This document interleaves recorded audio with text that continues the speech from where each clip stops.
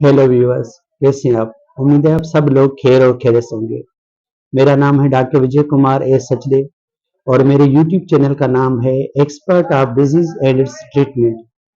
सबसे पहले तो मेरी आपसे रिक्वेस्ट है कि आप मेरे चैनल को ज्यादा से ज्यादा सब्सक्राइब करें, लाइक करें, शेयर करें और कमेंट्स दें। तो आज का मेरा जो टॉपिक है वो है रेबीज। रेबीज कैसे होती है, क्यों होती है, इसके कितने खतरनाक अक्सरात हैं जो इंसान को होते हैं, ये सारा कुछ मैं आपको आज के टॉपिक में बताऊंगा। तो सबसे पहले आते हैं रेबीज के हवाले से। रेबीज क्यों होती है? ये एक वायरस डिजीज है जो खास तौर पे 99% जो है डॉग बाइट से या स्क्रैच ऑफ डॉग उसकी वजह से ह्यूमन बीइंग में मुंतकिल होती है। अगर अदर हम फैक्टर्स देखें तो उसमें जो है बकरी भी आ गई, बिल्ली आ गई, चूहा आ गया, चमगादड़ आ गया, खरगोश आ गया, बगड़ आ गया, और जो लोमड़ी ये वगैरह भी रेबीज काज करवा सकते हैं।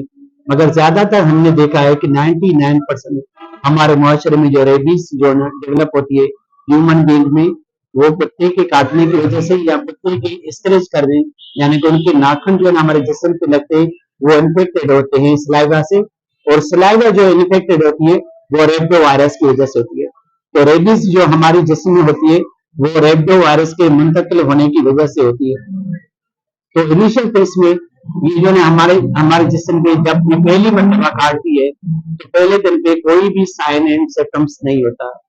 तो अगर हम जो है इसको प्रिवेंट करें या अपने आप को बचाने की कोशिश करें तो हो सकता है हमें वो साइन एंड सिम्टम्स नजर ना आए और पेशेंट बिल्कुल क्योर हो जाए विदाउट एनी जो है लॉस ऑफ डेथ, यानी कि आपकी मौत भी नहीं हो सकती और आप सेफ्टी से इस बीमारी से निकल जाओगे।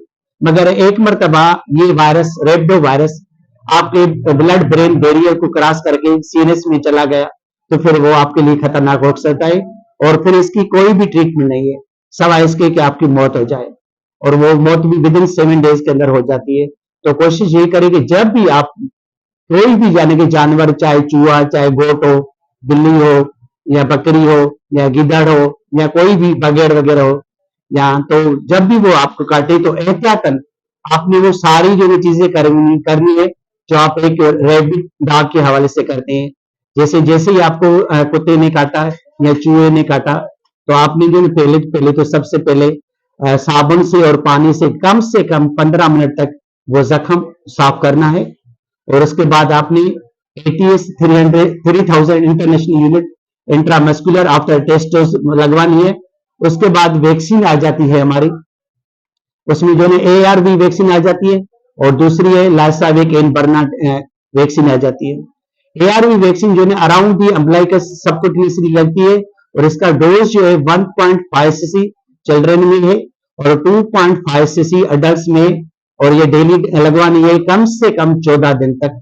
और अगर आपने लाइसाविक एंड बर्ना लगवानी है तो आपने वो इंट्रा जो है मस्कुलर लगवानी है, मगर मोस्टली जो है ना आपने थाई पे लगवानी है। Anterior lateral part of thigh, वहां पे आप जो है लाइसाविक एंड बर्ना इंजेक्शन आती है 0.5 cc आपने लगवानी है। उसका मैं डोजेज आपको शेड्यूल बतवा देता हूँ। उसका डोजेज शेड्यूल ये है कि पहले दिन 0, उसके बाद तीसरे दिन, फिर 7वें दिन, फिर 14वें दिन, उसके बाद 28वें दिन। ये हो गए आपके 5 डोजेस, 0, 3, 7, 14 और 28 डेज। 5 डोजेस ये हो गए लाइसाविक एंड बर्ना के intramuscular anterior lateral part of the thigh आप लगा सकते हैं, ठीक है। उसके बाद आपने इसको बूस्टर डोज जरूर लगवाना है, वो कम से कम 3 महीने के बाद आपने उस पेशेंट को जरूर लगवाना है। तो ये 3 चीजें जरूर करनी है, एक तो वॉश आउट करना है, उसके बाद ATS देनी है, उसके बाद अपनी एंटी रेबीज वैक्सीन लगवानी है। और अगर पेशेंट जो है वो इन्फेक्टेड है, यानी कि उसको वंड है या जख्म अगर बन गए या उसको फीवर वगैरह है तो आप उसको पेन किलर भी दे सकते हो, एंटीपायरेटिक भी दे सकते हो, एंटीबायोटिक भी दे सकते हो। अब आते हैं हम जो है रेब्डो वायरस की तरफ पे। तो रेब्डो वायरस जैसे ही आपको जो है डॉग, रेबिट डॉग या रेबिट एनिमल आपको काटता है या स्क्रैच करता है तो इसकी जो सलाइवा है वो जो है इन्फेक्टेड होती है विथ रेब्डो वायरस। तो जैसे ही आपके जिस्म में रेब्डो वायरस मुंतकिल होगा, और ये मुंतकिल 4 जगहों से होता है, एक आपका आइज के थ्रू, दूसरा आपके नोज के थ्रू, और तीसरा आपके माउथ के थ्रू, और चौथा जो है ना, अगर आपके जिस्म पे कहीं पे भी कोई भी जख्म वगैरह होगा तो इसके थ्रू आपके जिस्म में रेबडो वायरस मुंतकिल हो जाता है, और उसके बाद आपके जो है ब्लड में चला जाता है आफ्टर जो है ना स्क्रैच आर बाइट। तो जैसे आपके ब्लड में चला जाएगा तो आप उस वक्त तक सेफ हो, उस वक्त तक आप सेफ हो जब तक ये रेबडो वायरस आपके ब्लड ब्रेन बैरियर को क्रॉस करके सीएनएस में नहीं पहुंचता। और ये जैसे ही सीएनएस में पहुंच जाता है तो उसको सबसे पहले जो इसके साइंस होते हैं वो इनकेफेलोमाइलाइटिस करवाता है, इनकेफेलोमाइलाइटिस करवाता है। तो उसके साथ पेशेंट को जो है तकलीफ होती है वो होती है एंजाइटी और डेलीरियम और कंफ्यूजन होती है, और जो है स्पाज्म और पैरालिसिस स्वालो मसल्स, और आखिर में जब डेथ होती है तो उस वक्त जो डेथ होती है उसका रीजन ये होता है कि paralysis of respiratory muscles, respiratory muscles की पैरालिसिस की वजह से पेशेंट की डेथ हो सकती है।